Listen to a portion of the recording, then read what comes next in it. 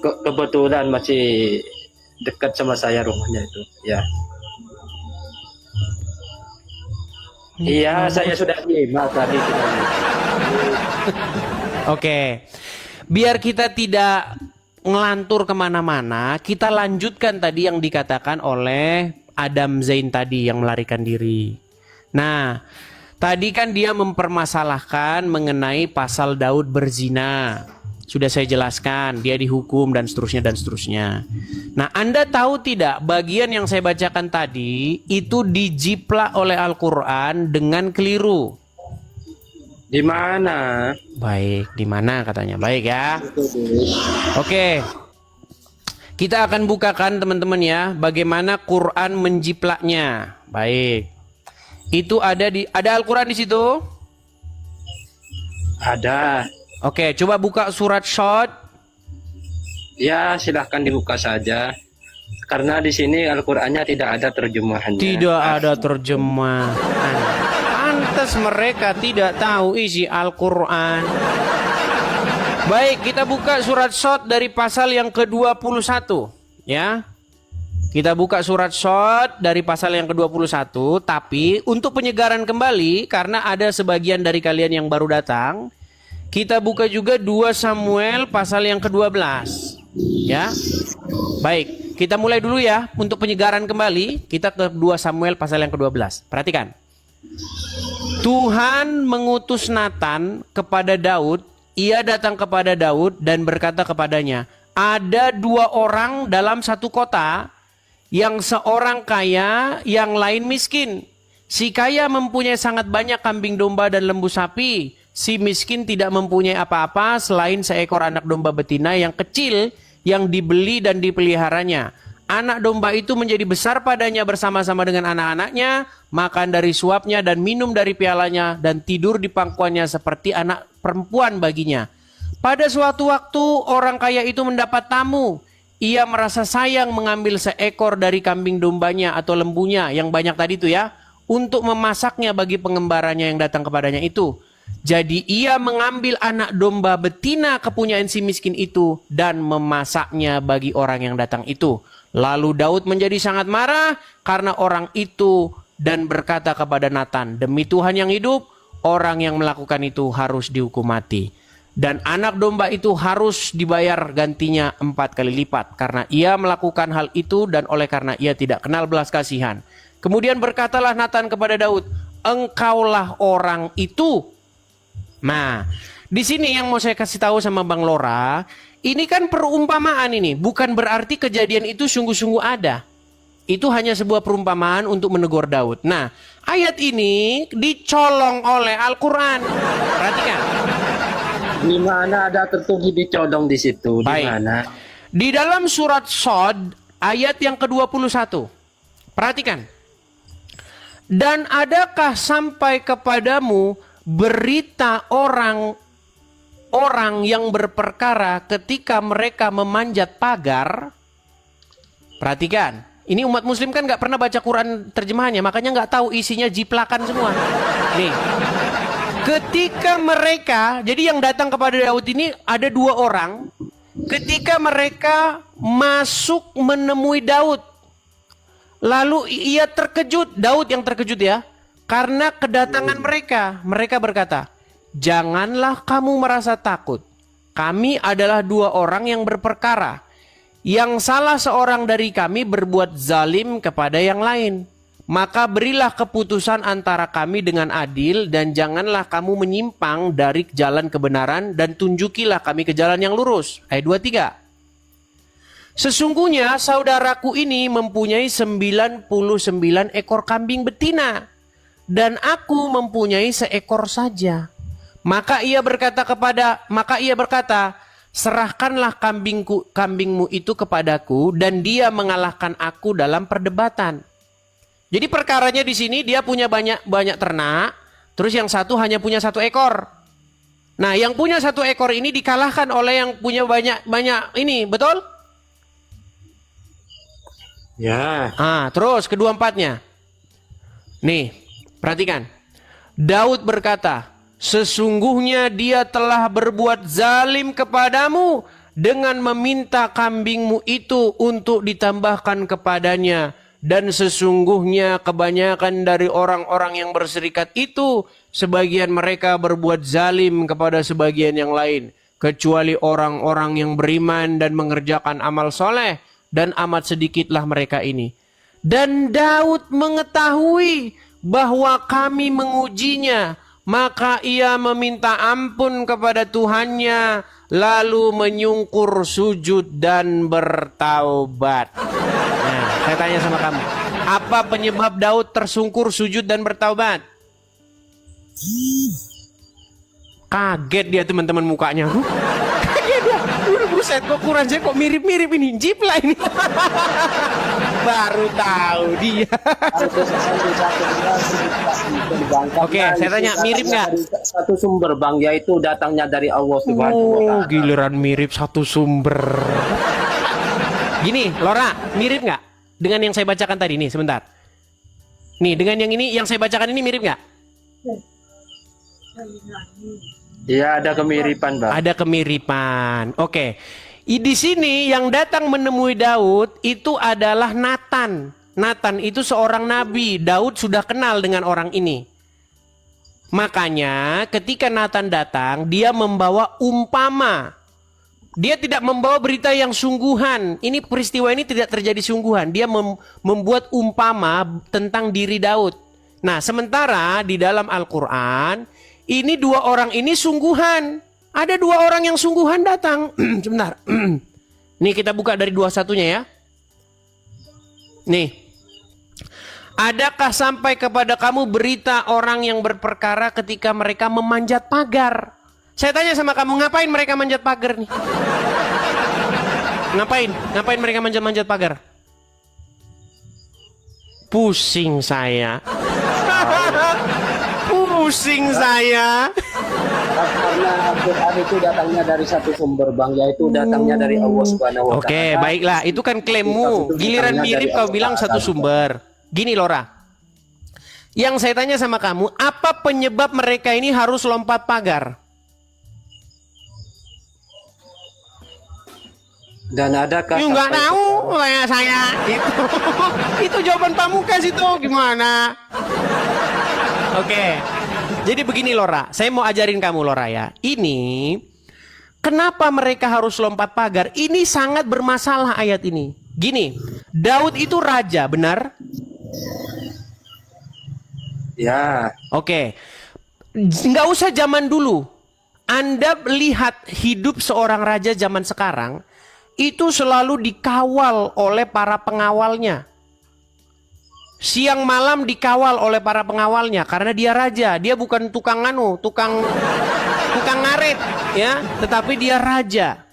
Nah, ketika ada seorang raja, dia pasti tinggal di istana raja. Presiden tinggal di istana presiden. Itu selalu dikawal. Makanya kalau Anda main ke istana presiden, di depannya itu pasti ada 3, 4 orang, 5 tentara bawa senjata di tangannya. Jangan main-main, lompat pagar kamu meletus, kepalamu bocor. Ya, kalau kamu melompat istana raja atau istana presiden, di situ ada tentara yang jaga. Saya pastikan kepalamu bolong. Ya, nah ini ada 2 orang lompat pagar. Ini ngapain ini orang 2 nekat ini? Nah, terus lanjut. Nih, ketika mereka masuk menemui Daud, lalu maksudnya Daud terkejut karena kedatangan mereka. Ini raja nih bos. Ini orang nyelonong masuk ke istana raja. Ini kalau kita bicara secara faktual, apalagi zaman dulu, raja-raja zaman dulu itu kan ngeri-ngeri, ya kan? Ini 2 orang ini udah pasti dipancung. Ya, ini masuk ke rumahnya Daud, ke istana Daud, lompat pagar, lalu sok-sok berkata kepada Daud, jangan takut. Ini orang siapa ini? Oke? Jangan takut, dia bilang kepada raja. Kami adalah 2 orang yang berperkara. Yang salah seorang dari kami berbuat zalim kepada yang lain. Maka berilah keputusan antara kami dengan adil. Dan janganlah kamu menyimpang dari kebenaran. Dan tunjukkanlah kami jalan yang lurus. Ini 2 orang ini kayak kurang ngajar ini. udah lompat pagar, omongannya sama seorang raja, jangan kamu menyimpang. Oke, kita lanjutin. Kita lanjutin. Ya, lanjut. Sesungguhnya saudaraku ini, oh rupanya saudaranya, mempunyai 99 ekor kambing betina, dan aku mempunyai seekor saja. Maka dia berkata, serahkanlah kambingmu itu kepadaku, dan dia mengalahkan aku dalam perdebatan. Perhatikan yang 2 Samuel tadi, perhatikan ya. Si kaya mempunyai sangat banyak kambing domba dan lembu sapi. Si miskin tidak mempunyai apa-apa selain daripada seekor. Mirip ya? Mirip. Nah, tapi di sini yang datang di sini bukan 2 orang, tetapi 1 orang namanya Nathan membawa perumpamaan akan 2 orang ini. Nah, dijiplak sama Quranmu yang datang 2 orang, nggak jelas, lompat pagar lagi, oke? Nah, dia berkata, serahkan kambingmu itu kepadaku, dan dia mengalahkan aku dalam perdebatan. Nah, ini masuk ke inti, ya. Daud berkata, sesungguhnya dia telah berbuat zalim. Tadi saya sudah bacakan, ya. Kemudian Daud mengetahui bahwa kami mengujinya, maka dia minta ampun kepada Tuhannya, lalu menyungkur sujud dan bertaubat. Perhatikan di sini di dalam 2 Samuel, ya.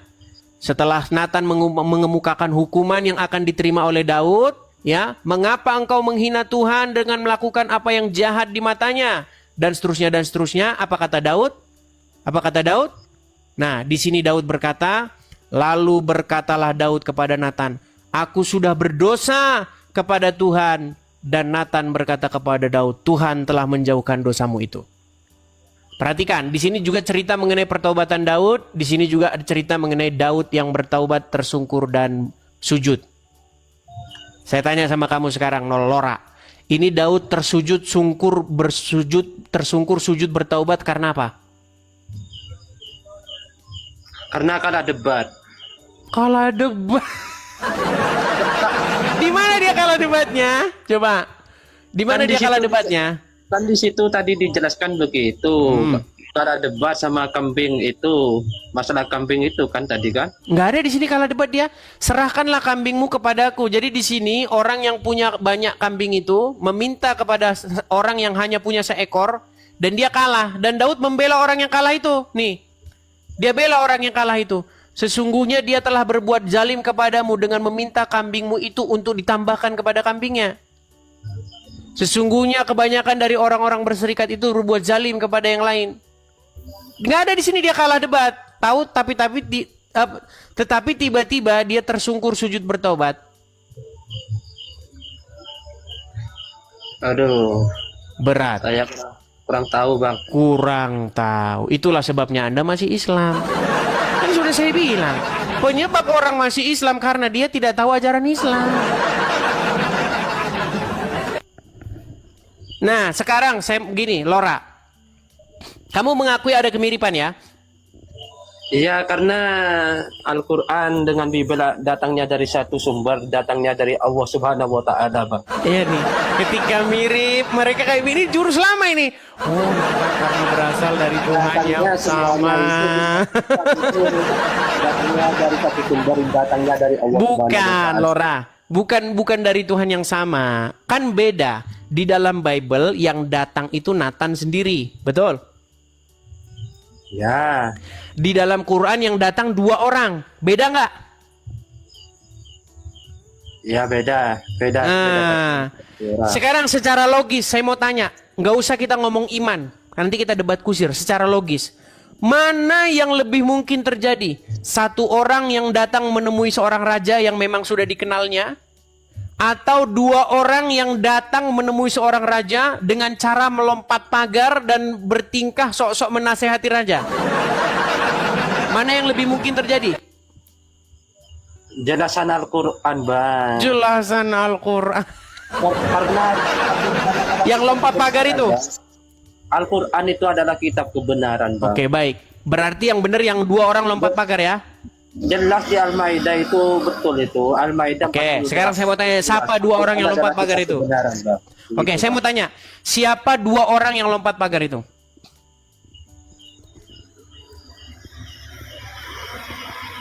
Ya mungkin. Meninggal dunia. Lora, gini, saya cuma mau bilang sama kamu begini, Lora, gini. Dulu saya seperti kamu, Lora. Dulu saya beragama itu cuman ikut-ikutan. Katanya pendeta begini, katanya ustadz begini, katanya. Tapi begini, saya pikir-pikir, kenapa saya kok hanya katanya? Saya pelajari, saya baca bolak-balik. 13 tahun sampai hari ini kurang lebih lamanya saya mempelajarinya. Kesimpulannya apa? Kesimpulannya, kitabmu itu tiada lain tiada bukan hanyalah kitab yang berisi contekan-contekan dari Bible, tetapi orang yang nyontek itu nggak paham apa yang dicontek.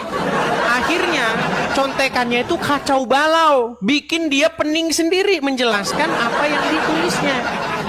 Contoh, saya tanya, siapa dua orang yang lompat pagar? Pening dia, siapa dua orang yang lompat pagar itu? Ngapain dia kok pakai acara lompat pagar? Bang, raja zaman dulu itu nggak seperti raja zaman sekarang. Kalau raja zaman sekarang masih mengenal peri kemanusiaan, karena sudah ada lembaga pengkritik kerajaan. Ya, raja bikin salah dikit saja, udah heboh di medsos. Zaman dulu raja-raja itu ngeri-ngeri, dia selalu dikawal terus, ya, dikawal pasukannya itu karena banyak yang ingin meracunnya. Itu raja-raja zaman dulu, makanya selalu dikawal. Makanya raja zaman dulu itu nggak bisa langsung minum, ada juru minumnya dan juru makannya. Jadi makanan itu harus higienis, nggak diracuni. Nah, bayangkan di zaman Daud ada orang lompat pagar nemuin Daud, pasti udah dipancung. Ini gimana nih orangnya? Makanya saya bilang sudahlah Lora, ya. Pesan saya sama kamu, belajar cari kebenaran. Nanti pada akhirnya kamu akan menemukan bahwa mustahil kamu tidak akan mengatakan bahwa Qur'anmu itu tiada lain adalah buku contekan dari kitab-kitab terdahulu. Mengatakan tadi Al-Quran itu adalah kitab kebenaran. Jelas di surat Al-Maidah mengatakan 48 itu jelas Bang di situ Bang. Al-Quran adalah kitab kebenaran Bang. Oke, dia membenarkan kitab-kitab sebelumnya, betul? Ya di situ jelas 48. Kenapa kok beda? Kenapa kok beda? Al-Quran adalah kitab kebenaran yang membenarkan. Ini namanya itu kamu debat dogma doang. Kamu tidak menunjukkan apa-apa selain daripada pamer dogma. Jawaban apa itu? Alkitab adalah kebenaran. Karena Allah berkata bahwa Quran. Ini yang disebut dengan circular argumen, tahu kan? Argumen muter-muter. Quran benar karena Al-Quran berkata bahwa Quran itu benar. Kenapa Al-Quran benar? Karena Quran bilang bahwa Quran itu benar. Kenapa Anda percaya bahwa Quran itu benar? Karena Quran yang bilang bahwa Quran itu benar. Ini kayak begini Bang, udah repot kita diskusi kayak begini, udah gini. Ya, saya harap Bang Lora ya mulai hari ini menjadi satu pacuan atau satu cambukan kepadamu untuk mencari kebenaran, jangan beriman atau taklid buta, oke? Jelas agamanya umat Islam. Pokoknya Islam agama yang benar. Karena di dalam Al-Quran tertulis Islam agama yang benar. Alhamdulillahirabbil alamin itu. Segala puji. Bagaimana Anda mau tahu isi Al-Quran? Sebentar Bang, tadi punya Al-Quran di rumah kan? Ada. Tapi tidak ada terjemahannya kan? Tidak ada. Tapi lalu bagaimana Anda tahu isinya itu? Tapi saya sering baca Bang, sering baca itu. Sebentar Bang Lora. Quran di rumahmu tidak ada terjemahannya, betul? Betul. Bagaimana Anda bisa tahu kalau tidak ada terjemahannya? Apa itu berisi tentang apa? Ya kan saya melihat itu kan bisa di-download aplikasinya. Oke lah, jangan dipaksakan. Kita kasih kesempatan dulu kepada yang lain ya. Ya, sudah. Oke, baik. Semoga Anda banyak belajar dan semoga nanti Anda betul-betul mencari kebenaran dan menemukannya. Apa yang Bible katakan, apa yang Yesus katakan, akulah jalan dan kebenaran dan hidup.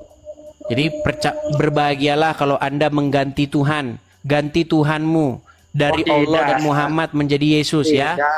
Oke, begitu. Terima kasih. Ya, begitulah teman-teman ya. Itulah kalian udah tahu sendiri. Ya, banyak muslim tidak tahu isi Quran. Kan sudah saya bilang, alasan seseorang itu masih Islam karena dia nggak ngerti agama Islam. Udah dibilang kok. Yo,